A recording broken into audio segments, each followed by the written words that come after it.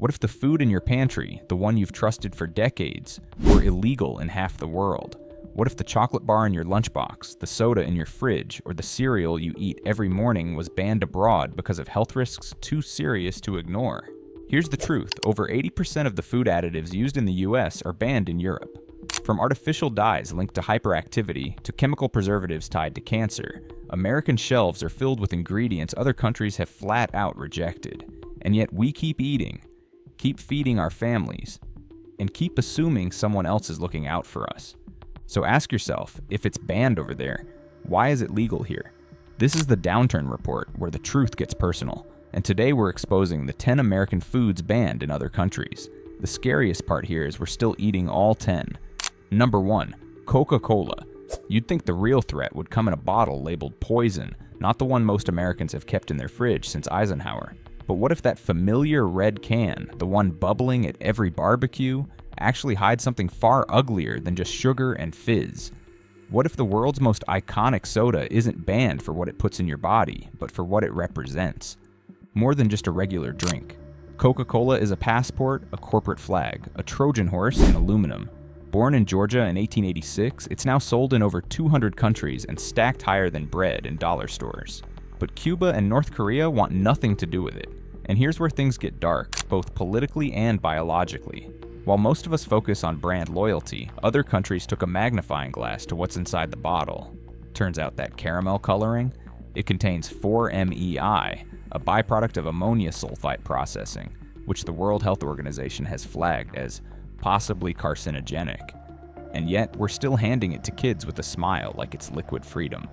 Meanwhile, in Cuba, once one of the first to bottle Coke outside the States, Castro's government banned it outright in 1962. Not because of sugar content, but because it symbolized the slow chokehold of American influence. The irony? They drink a knockoff now, Cuba-Cola, with equally questionable ingredients. In North Korea, Coca-Cola's been blacklisted since 1950. In both cases, the soda's toxicity wasn't just in the formula, it came from the flag it waved. And yet here we are, watching factory floors where workers clean bottling machines with the same chemicals found in drain cleaner. Coke might not kill you with one sip, but studies have shown prolonged exposure to high fructose corn syrup, which is found in nearly every American soda, contributes to obesity, liver disease, and insulin resistance. So why are two nations considered hostile the only ones making a health-conscious move? Shouldn't the US government do something to protect their people too? Stranger still, the United States itself banned Coca-Cola sales in Burma for nearly 50 years over sanctions. A drink that sells at every ballpark here was once deemed too politically toxic to cross a border. Maybe it's not just a soda, maybe it's a symbol of everything that's wrong with how we've learned to ignore labels, both on bottles and on behavior. And while some are waking up, others are still reaching for that six-pack. You want the taste of something fizzy without selling your health short? Brands like Zevia offer stevia-sweetened sodas without caramel color or chemical residue, proof that bubbles don't have to come with baggage. Number 2. Pork. They told us pork was the other white meat, that it was lean, clean, and worthy of a 4th of July grill. But what if that golden brown chop on your plate wasn't just seasoned with salt and pepper, but also with a banned drug you never even knew existed? What if that bite of bacon came with side effects that sound more like the warning label on a pill bottle than a recipe for breakfast? Americans eat around 67 pounds of pork per person every year. That's more than most folks way back in high school. From sizzling bacon to slow-cooked ribs, pork is painted as a proud staple of the American diet.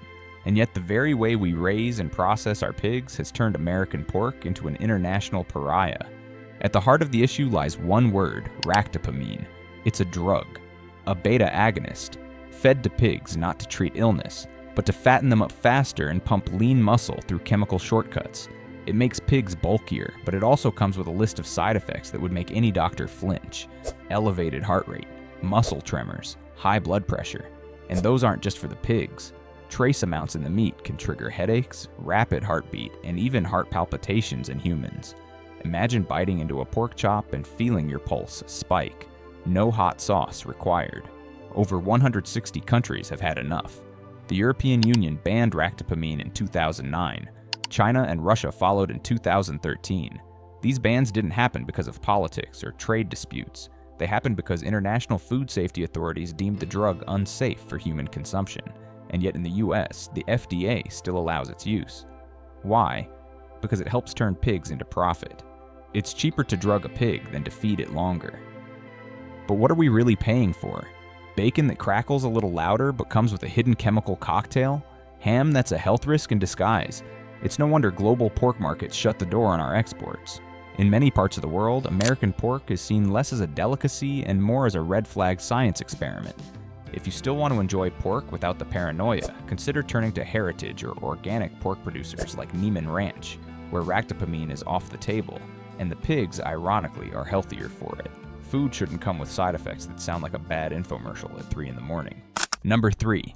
Chlorine-washed chicken. Ever cleaned your kitchen floor with bleach, then thought, you know what'd go great with this smell? A drumstick? Welcome to the American approach to poultry hygiene, where a chlorine bath counts as a dinner prep step. In the US, New Zealand raw chicken doesn't just get rinsed. It gets doused, shocked, sanitized, and practically baptized in chemical pools approved by the FDA. The goal? Kill off salmonella and other pathogens before they make it to your stovetop. But here's the catch. What happens when the scrub isn't strong enough to wash off the filth of the system that raised it? These chemical dips, politely called pathogen reduction treatments, or PRTS, are how we treat poultry after the damage is already done. The chicken gets dunked in chlorine not because it was handled with care, but because it wasn't. Industrial farms often cut corners, overcrowded sheds, filthy water lines, feed mixed with who knows what. By the time that bird reaches the slaughter line, the surface is a bacterial battleground. So instead of fixing the disease at the root, we just bleach the feathers and call it clean. Europe took one look at this process and said, "Non merci." Since 2006, the European Union has banned imports of chlorine-washed chicken. Not because chlorine is lethal in trace amounts. Honestly, we've all swallowed worse at a motel pool, but because it's a lazy fix. EU food regulators argue no amount of rinse can undo the kind of contamination that comes from filthy coops, cheap feed, and unsanitary processing. If the bird is dirty from the inside out, soaking it in chemicals won't make it pure. It's like Febrezing a rotting couch and calling it furniture. And it stings just a little extra when the French say our chicken isn't clean enough. The very country that thinks raw eggs and room temperature cheese are cuisine is drawing the hygiene line at our poultry. Meanwhile, America still exports chlorine-washed chicken to countries that allow it, though that list is getting shorter. Nations that once accepted our birds are beginning to ask uncomfortable questions. If our chicken needs a chemical shower to be safe, how unsafe was it before? If you'd rather avoid chicken with a side of chlorine, producers like Bell and Evans offer birds raised without PRTs, focusing instead on hygiene at every stage, from feed to coop to processing. Because true cleanliness starts at the farm, not in the dunk tank. Number 4. Bread. Ever stared at a loaf of American sandwich bread and wondered why it feels more like a sponge than something baked in an oven? Why it bends, folds, and springs back like it's auditioning for a mattress commercial? That's no accident. That's science. Industrial, rubbery, deeply unsettling science. In the United States, bread isn't just flour, water, yeast, and salt. It's a chemistry lab wrapped in plastic. One of the standout ingredients? Azotocarbonamide, a mouthful to say and a real stomach turner once you know what it does. In baking, it's used to bleach flour and make the dough stronger, fluffier, more elastic. But here's the jaw dropper. The same compound is also used to make yoga mats and foam soles for sneakers. Yes, the same stuff you're stepping on during downward dog might also be inside your peanut butter and jelly. That's not just gross, it's banned. The European Union doesn't play when it comes to food safety. Since 2004, azotocarbonamide has been blacklisted from all food products across the EU. The reasoning is crystal clear. When heated, this chemical can break down into semicarbazide, a compound linked to cancer in lab animals. Even Singapore, hardly known for overreacting, imposes harsh fines and jail time for its use in food. So why are we still eating it here? Because it makes mass production easier. Because it keeps bread soft for weeks. Because appearance and shelf life have somehow leapfrogged nutrition and safety in the food priority list. And because, quite honestly, the average shopper has no clue what any of this stuff is. And let's not forget the hygiene angle. Bread made to survive shipping across states isn't always made in the cleanest environments. Factories cut corners, ingredients are stretched, and when all else fails, a chemical band-aid like azotocarbonamide is added to keep that loaf from collapsing, physically or financially. What you're chewing isn't just grain, It's a calculated mixture of cheap flour, shelf life extenders, and, yes, foam-like plastic compounds that don't belong anywhere near a sandwich. If you want a loaf that's more food and less fabrication, bakeries like Alvarado Street Bakery make certified organic breads without chemical flour boosters or matte-grade additives. They prove that bread doesn't need to bounce back like a sneaker to be worth eating. Number 5. Skittles. What if your favorite childhood candy was quietly dosing your body with something that messes with your DNA? What if every bright, shiny Skittle you popped like it was harmless sugar was actually loaded with a chemical Europe wants off the shelves? Because it may cause cancer? Taste the rainbow, they said. But nobody told us that rainbow might glow under a blacklight at a toxic waste site. Skittles have been a fixture of American snack aisles for decades, tossed into Halloween buckets and school lunches without a second thought. But lurking behind the cheerful crunch is titanium dioxide, a whitening agent that makes the candy's colors extra bold and shiny. What else does it do? According to mounting research, it can damage DNA and trigger inflammation, raising red flags about long-term cancer risk. Not just animal studies, not just wild theories. Enough data, in fact, for France to ban it in 2020 and for the European Union to phase it out entirely by the end of this year. But wait, there's more. The dyes Yellow 5 and Yellow 6, also used in Skittles, have been linked to hyperactivity in children and skin reactions like hives. Sweden and Norway didn't need much convincing. They've banned these artificial colors outright. Meanwhile, American kids keep chewing because the FDA still says it's safe in small amounts. As if that's reassuring. How much is small when you're 8 years old and have a handful of Skittles before dinner? In May of 2021, the Environmental Working Group formally asked the FDA to reclassify titanium dioxide as toxic. And in California, there's an ongoing lawsuit against Mars, Inc., Skittles' parent company, arguing that the candies are unfit for human consumption. That's not coming from a conspiracy blog. That's in a real court of law with real consequences. So the next time someone tells you the red ones make you sterile, maybe don't laugh so fast. And let's not ignore the bigger issue. Why do we need rainbow-colored candy so vivid they rival street signs? What are we feeding our kids when a fun-sized treat contains chemicals that wouldn't pass muster in shampoo in other countries? Are we addicted to color or just used to being the last ones to catch on? For now, if the craving hits, brands like Smart Sweets and Yum Earth make fruit chews and gummies without titanium dioxide or artificial dyes, because maybe the rainbow tastes just as sweet without glowing like a warning label. Number 6. Mountain Dew. If nuclear fallout had a flavor, it'd probably taste a lot like Mountain Dew. That electric green glow? That sharp citrus sting that hits like a slap to the frontal lobe? This isn't just soda, it's an energy drink in disguise, cloaked in childhood branding and caffeine chaos. But what's really inside the bottle has been enough to get it kicked off shelves in parts of Europe. Yes, in Austria and Norway, Mountain Dew isn't just discouraged, it's outright banned. The reason lies in a chemical called tartrazine. More familiarly known to label checkers as Yellow 5. You've met this character before. It was in your Skittles, wreaking havoc on hyperactive kids and lighting up courtrooms with lawsuits. In Mountain Dew, this colorant isn't just a minor additive, it's the star of the show, giving the drink that unnatural Chernobyl green hue. Studies have linked tartrazine to allergic reactions, migraines, and, most famously, hyperactivity in children. In some reports, it even correlates with behavioral disturbances and aggression. Basically, it's a science experiment with carbonation. And while the US seems more than comfortable letting Mountain Dew dominate gas stations and gaming events, Europe tapped out years ago. After a brief trial run in the 1990s, the EU quietly pulled the plug. The drink you'll find under the Mountain Dew name in Europe today?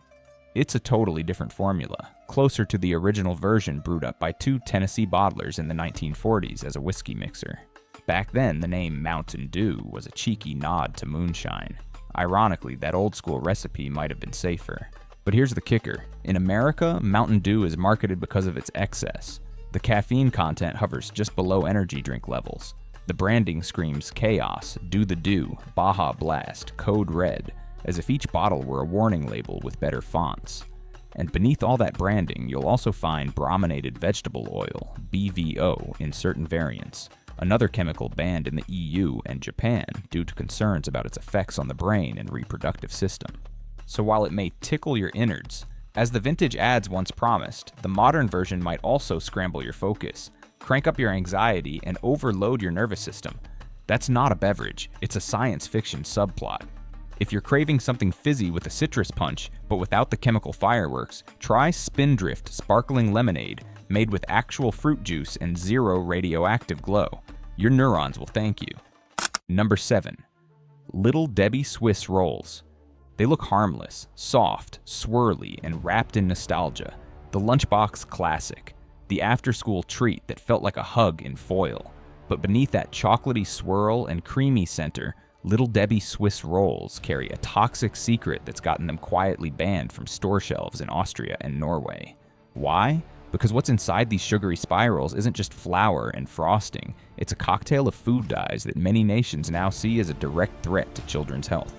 Each Swiss roll contains around 32 milligrams of artificial dye, including the infamous yellow 5 and red 40.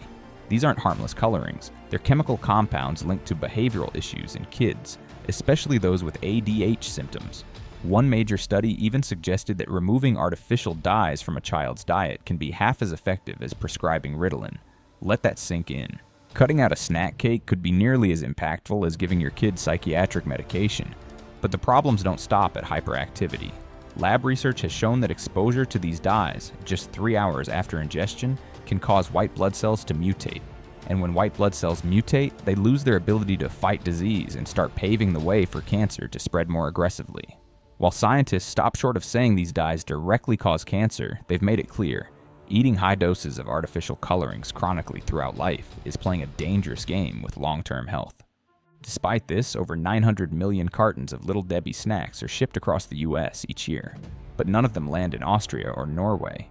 These countries have stricter food safety standards, and they're not willing to trade children's health for a soft slice of nostalgia. In the European Union, you can buy Little Debbie Swiss rolls, but they come plastered with a warning label that basically says, "This may mess with your kid's brain." Right next to the calorie count, right next to the smiling cartoon. What's unsettling is how familiar these warnings sound, because it's the same tactic used on cigarette packaging, and yet here in the US, we still drop these snacks into lunchboxes like they're just another treat. No label, no alert, just quiet, sugary consent. If you want a safer alternative that won't sneak toxic dyes into your child's bloodstream, check out snacks from Unreal or Nature's Bakery, which offer dye-free, low-sugar treats with ingredients you can actually pronounce. Because no dessert should come with a warning label written like a pharmaceutical ad. You'd think if any cereal deserved a halo, it'd be the one named after a vitamin. No marshmallows, no chocolate swirls, no cartoon mascots riding sugar comas into Saturday morning.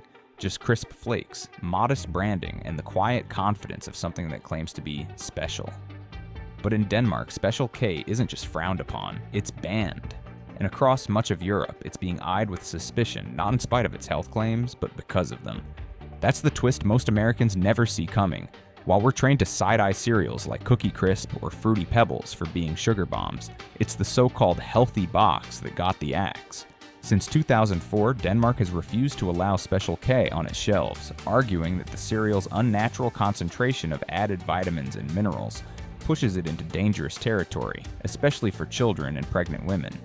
How? By trying too hard to be nutritious. Kellogg's proudly advertises Special K as being fortified with everything from vitamin A to zinc. But in Europe, food isn't just judged by its label, it's judged by how it behaves in your body. And stuffing a processed flake with synthetic nutrients doesn't make it a superfood, it makes it a candidate for overexposure. Studies have raised alarms about the potential risks of excessive intake of compounds like folic acid and vitamin A, particularly in vulnerable groups. In Denmark, the concern is that Special K delivers doses of nutrients that surpass safe daily limits when eaten regularly, especially when combined with other fortified foods. That's not breakfast, that's bioengineering on a spoon. And let's not gloss over the GMO implication. While Kellogg's doesn't plaster genetically modified across the box, Danish regulators consider the heavy chemical fortification process a red flag. When your cornflakes are more lab than farm, questions are bound to follow. So while Americans still think of Special K as the cereal equivalent of a treadmill, bland but good for you, Europe's looking at it like a Trojan horse for synthetic overload. And they're not wrong to wonder, if a product aimed at health-conscious adults is too strong for kids and pregnant women, should it really be treated like a breakfast staple? If you want actual whole grains without the vitamin megadose, Consider cereals like Ezekiel 4-9 or Barbara's shredded wheat, which skip the lab ingredients and stick to the basics. Because sometimes special just means overcomplicated, and your body deserves breakfast, not a biochemistry experiment. Number 9. Steak Tartar. You don't need to fly across the Atlantic to hit a border where American food habits get the side eye. Just drive north. The moment you cross into Canada, your raw meat cravings, specifically steak tartare, might land you in trouble. Because while Americans are still serving up this raw beef delicacy in upscale restaurants, some of our closest neighbors have started quietly shutting it down. Not because it's unpopular, but because it's potentially dangerous. Steak tartare, for the uninitiated, is chopped raw beef mixed with egg yolk, capers, and seasonings. It's a dish that screams high-end luxury, served with silver forks and hushed conversations in candlelit rooms. But underneath all that sophistication is a ticking microbial time bomb. When beef isn't cooked to at least 145 degrees Fahrenheit, bacteria like E. coli, Salmonella, and Listeria don't just hang around, they thrive. And when raw eggs are involved too, that's not gourmet, that's a petri dish in disguise. For a long time, countries like Canada turned a blind eye to tartare's risks in favor of tradition. It was always a gray area. Health officials recommended cooking meat thoroughly, but enforcement was lenient, especially in fine dining settings. That changed in 2021. In New Brunswick, restaurant owners serving steak tartare started receiving cease and desist letters. Why now?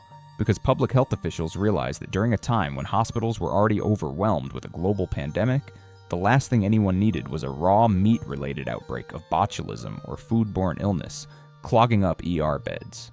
Let's be clear, this isn't about food snobbery, it's about food safety. You can argue all day about foie gras or veal being inhumane, but they're at least cooked. Tartar, on the other hand, skips heat entirely and asks you to trust a supply chain that includes slaughterhouses, packaging plants, shipping trucks, restaurant coolers, and your server's gloved hand. If a single step falters, your luxury appetizer turns into an intestinal war zone. And what's unsettling is that Americans still glamorize this dish. We've slapped it on tasting menus, used it in reality cooking shows, and turned it into a symbol of culinary sophistication. But sophistication doesn't sterilize bacteria, and elegance doesn't cancel contamination. If you still want beef without playing bacterial roulette, consider ordering carpaccio, thin slices of seared beef, or opting for well-sourced rare steak from trusted producers like Creekstone Farms, because luxury shouldn't come with a side of parasites. Number 10. M&Ms. They melt in your mouth, not in your hands, or so the ads promised. But in Sweden, M&Ms don't melt at all, because you won't find them on the shelves. Not a bag, not a fun size, not a peanut or a pretzel. In a twist most Americans have never heard of, M&Ms, one of the most iconic candies in US history, are banned in Sweden. And the reason? It's not chemicals, carcinogens, or child hyperactivity, it's copyright. A cold war between lowercase m's. Let's rewind. M&Ms were born in 1941 as a chocolate solution for World War II soldiers, tough enough to survive combat packs, clean enough not to gum up a rifle. A product of collaboration between the Mars and Hershey families, M&Ms became the candy equivalent of American grit. Sweet, efficient, and patriotic. Soldiers took them across the globe, and fans followed. But when Mars tried to officially introduce M&Ms to Sweden in 2009, they hit a legal landmine. The issue? A much-loved Scandinavian chocolate brand called Marabou had been selling its own candy, featuring a lowercase "im" logo for decades. Their chocolate-covered peanuts were already Swedish staples, and their stylized "im" was considered a national treasure. The court didn't buy Mars' argument. It ruled that "im" and "im's" branding posed too much confusion and barred the candy from being marketed under that name in Sweden. Ironically, Marabou itself had been displaced by war, much like M&Ms had been born from it. After World War I, Marabou moved its production to Sweden, where it was later granted a royal warrant by the Swedish king. That's right, chocolate endorsed by actual royalty. Mars, despite all its global muscle, couldn't outmaneuver that legacy. Now here's where it gets awkward. We've spent this entire list warning you about American foods laced with dyes, synthetic flavorings, and chlorine-washed additives. But M&Ms? On paper, they seem like a rare win. No titanium dioxide, no yellow 5 tantrums, just hard-shelled chocolate that holds up under pressure. So is this one case where we can breathe easy? Well, not exactly. Some international versions of M&Ms, especially in Europe, have removed artificial coloring and adjusted formulations to align with stricter regulations. Meanwhile, in the US, your candy shell may still contain controversial dyes like Red 40 and Blue 1, both flagged for potential behavioral impacts in children. So while it's not banned for safety reasons, maybe it should raise an eyebrow. If you're curious what the fuss is about, Marabou chocolates are available at US IKEA stores, and they're not half bad. Because sometimes the real war isn't about ingredients, it's about who gets to claim the alphabet. When the foods we trust most are banned elsewhere, maybe it's time we stop asking why them and start asking why not us. What else are we eating without knowing the full story? Hit subscribe, stay curious, and keep questioning, because the truth doesn't come with a label, but it might come with a warning.